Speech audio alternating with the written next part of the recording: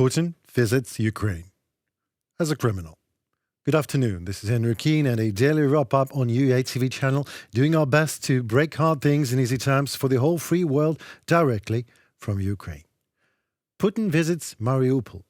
Well, it is also very obvious that Putin's first visit to the Ukrainian mainland during the occupation is an attempt to mediate the negative resonance of the ICC's decision to raise the stakes in his criminal war and increase his recently shaken authority in general, in particular in the eve of the visit of Chinese leader Xi Jinping to Moscow.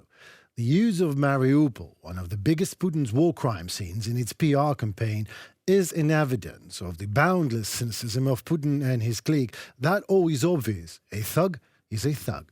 So I'd like to stress out just one more thing here. The criminal always returns to the crime scene. The International Criminal Court has stated it aloud, finally. A warrant for Putin's arrest is a fact now. ICC has issued an arrest warrant for Russian President Vladimir Putin and children's rights ombudsman Maria Lvova-Belova. This decision is directly connected with the criminal actions of illegal deportation of children from the temporarily occupied territories of Ukraine to Russia. The facts, pointed out by the Office of the Prosecutor General of Ukraine, allow the ICC to consider this as a war crime with a genocidal nature. So, Putin is a criminal. Wow. You sure we are talking about same Putin here? That Putin, the unlawful, usurping president of the Russian nation, the one who stole everything from it, and I mean every single thing, their past, their present, their future, and even their constitution. The one who stole gigantic, mind-boggling wealth. That is absolutely unnecessary for anyone who is at least at half not boggled in his head. That Putin is an official criminal now. Are you laughing at this decision? Well, many Russians do. Like, ha, when Putin gets to choose what's for lunch, he never chooses news from International Criminal Court. Or you can react like this. The ICC judges got excited in vain. Look, what they say is we are brave enough. We did not crap ourselves to raise a hand at the largest nuclear power state. Alas, gentlemen, everyone walks under God and Russian missiles. It is quite possible to imagine the targeted use of a hypersonic missile from the North Sea from a Russian ship aimed at the Hague courthouse. No one can track and intercept it, and the court is just a miserable international organization. It is not the population of a NATO country. Therefore, the war will not start. They will be afraid, and no one will regret it. So, judges, carefully look into the skies. Dmitry Medvedev, Deputy Chairman of the Security Council of Russia. One more. I would love to see a country that, by decision of The Hague, will arrest Putin. It will take only 8 minutes, or whatever the missile reach time is there to that capital that dares Margarita Simonyan, Editor-in-Chief of the Russia Today. Well, these are at least fun, indeed. You know how they call us here in Ukraine? They call us swine Ukrainazis. Swine Ukrainazis. Wow, that sounds like some cartoon villain professor has just invented a terrible monstrosity in his secret lab's basement, but it's somehow out of control and now is about to devour the whole world. But we all know too well which monstrosity lives in Kremlin's bunker. And it is real, and it is out of control. And it wants to devour the world, and it will, if let to. So, suit yourself what's namely to laugh at this Kremlin's rattling of ICC decision or the ICC decision itself. But first, please let us hear on a 100% Ukrainian state channel to explain one hard things in easy terms for you. Putin was, is, and always will be an outdated Soviet thug and a criminal. I mean, he already is in prison. Look at him. An outdated dictator, sitting in his bunker 6 feet under, circled by economic sanctions, a Waterloo's news that he's doing his best to neglect. Meeting his servants at a 5-meter-long table, being afraid, oh yes, afraid, and hated, oh yes, hated, by all the civilized world and at least half of his own infantile nation that prefers to flee the forced mobilization than to oppose it. Even his own inner circle fears of him. And he's afraid of them because all of them together are fearing to lose their enormous power and enormous stolen wealth, while everyone fears for his own life and trusts no one. Doesn't that sound like a description of a prison? It sure sounds like a living hell on earth to me. So the ICC decision was never addressed to Putin or his reserve dogs, no. It is addressed to you, dear world. It is a call for you when talking about Putin's Russia terrible, unthinkable misdeeds in Ukraine, to finally stop swallowing the word's endings, because it changes the meaning of the whole thing you're talking about. Try to take A from Crimea, and you end up with a crime.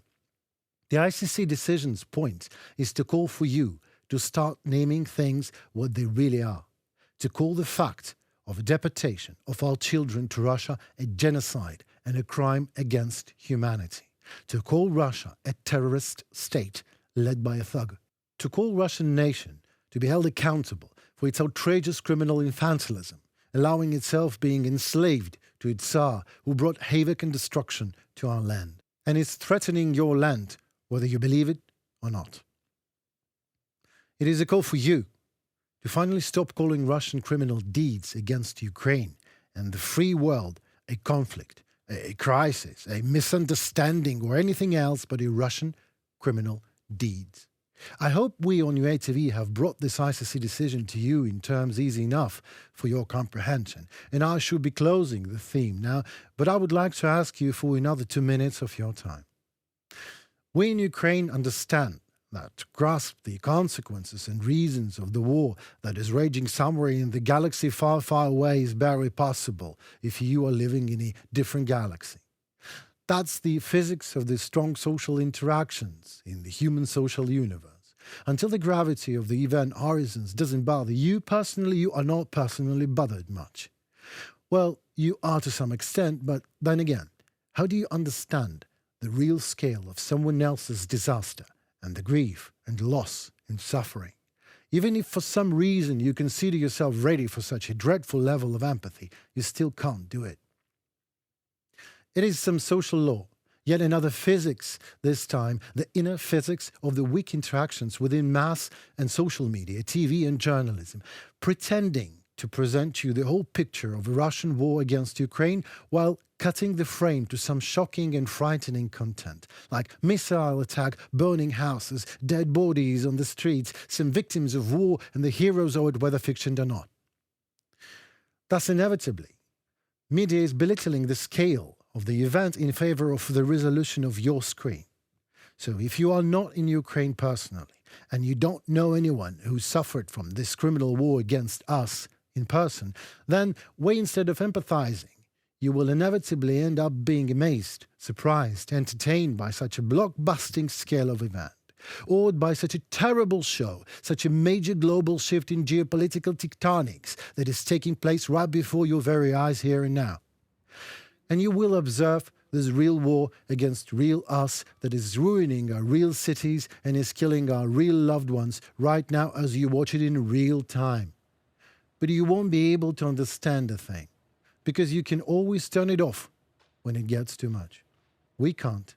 This is why Ukraine needs to win this war, not to stop it.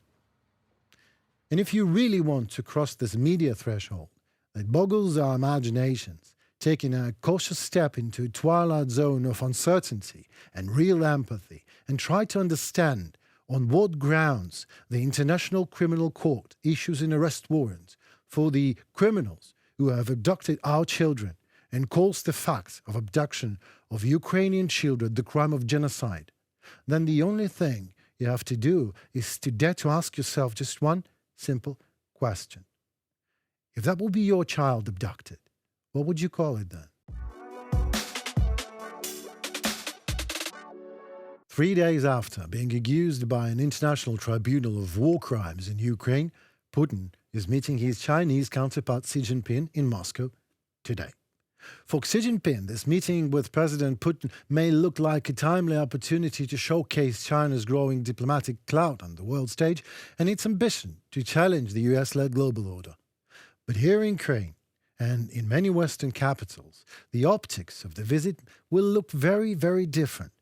Two autocrats who have long described themselves as firm friends, shaking hands and banqueting while a conflagration in Europe rages.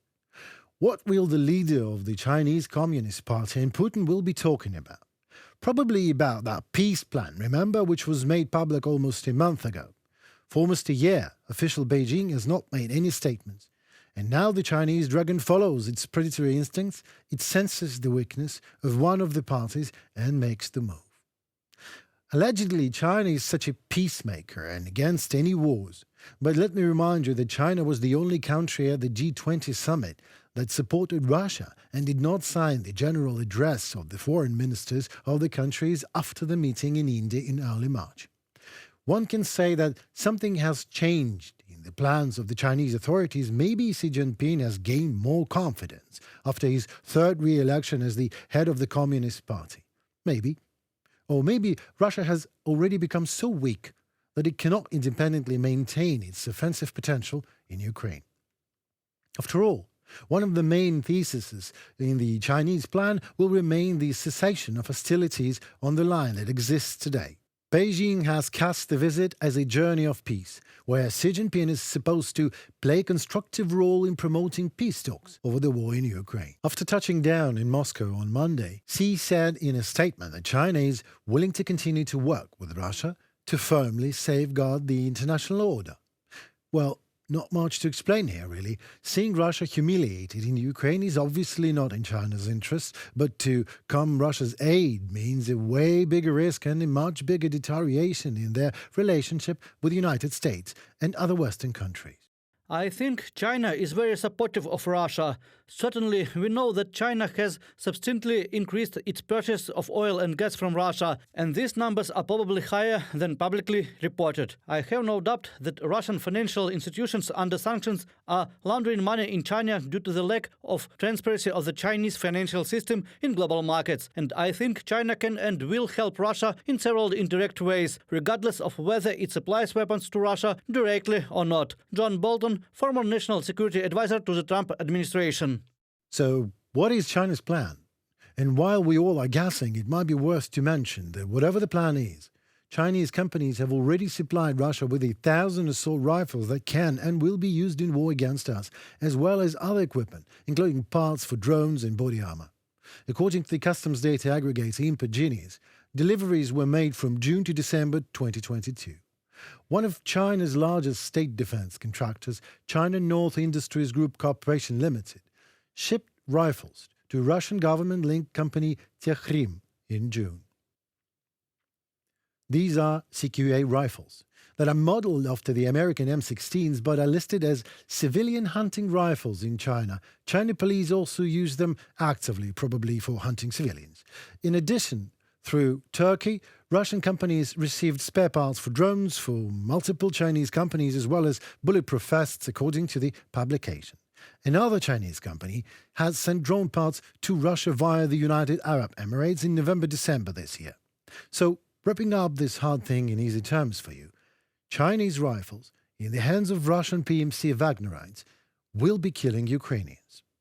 And all this is while Xi Jinping is planning to mediate the conflict, and Putin says he's looking forward to it.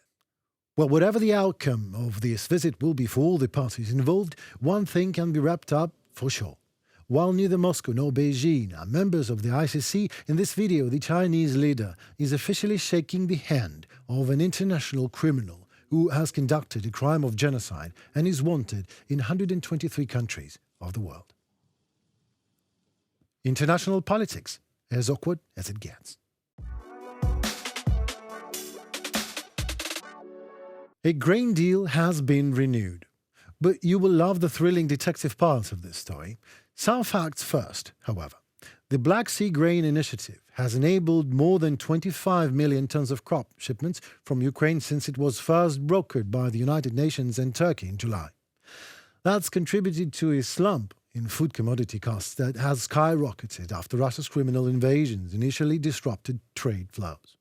As Ukraine Infrastructure Minister Alexander Kubrakov said, the ability to export more will help remove inflationary risk and, as a result, social tensions in many countries of the world.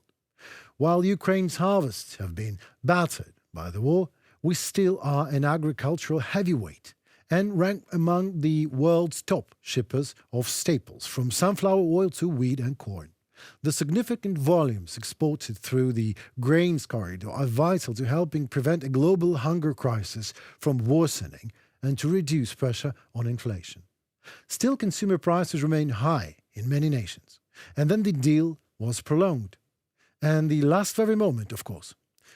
The agreement of the grain corridor was going to end. As a result of negotiations with both parties, we've managed to extend it. The stability of the agreement is of vital importance. The President of Turkey, Tayyip Recep Erdogan. As part of the current deal, teams from Ukraine, Russia and the United Nations and Turkey inspect each ship to help prevent unauthorized cargo or passengers from moving in and out. But Ukrainian traders and authorities have said Russia is deliberately slowing the pace of inspections. That's hurting Ukrainian farmers' incomes and raising costs for traders. The US has also cast blame on Russia for the slowdowns, while Moscow has said the backlog is artificially created by Ukrainian companies. Let's always use Occam's razor when analyzing what Russians are saying. What is more probable, that Ukrainians are creating a backlog so as to hurt our own farmers and raise the costs for our own traders, or that Russia does it so as to benefit from hurting our farmers and our traders because we are at war? And while you are making an obvious choice, here comes the promised detective part.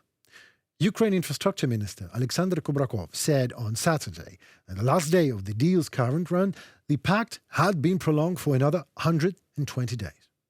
But then Russian Foreign Minister spokeswoman Maria Zakharova told the world that Moscow had only agreed to a 60 days extension. So everyone was like, but Turkey just said the deal was prolonged. Turkey is like, true, but we did not tell you for how long. So everyone was asking everybody to find someone who knows anything. Then comes another unofficial Turkish official who declined to be identified and says the extension was for 60 days. Ukraine reconfirms that the pact is prolonged for 120 days and says it has all the proof, as always. Russia declines and says no, only 60 days, and like they have altered all the parties. But let's read the document. This initiative will remain in effect for 120 days from the date of signature by all parties and can be extended automatically for the same period unless one of the parties notifies the other of the intent to terminate the initiative or to modify it. Initiative on the safe transportation of grain and foodstuffs from Ukrainian ports. Did you hear something about 60 days or something else in this document? Because I didn't. There's something to explain here. Russia signs the deal. Then Russia lies about the terms and conditions of the deal it has just signed itself to look more powerful and influential. Well, that is all very Russian. All you need to know about Russians when thinking about why they do what they do is to shrug shoulders and remind yourself that these are the same guys who are calling this criminal war against Ukraine a special operation. It was Henry Keane on UATV explaining hard things in easy terms for the whole free world directly from Ukraine. Please stay safe and tuned for more.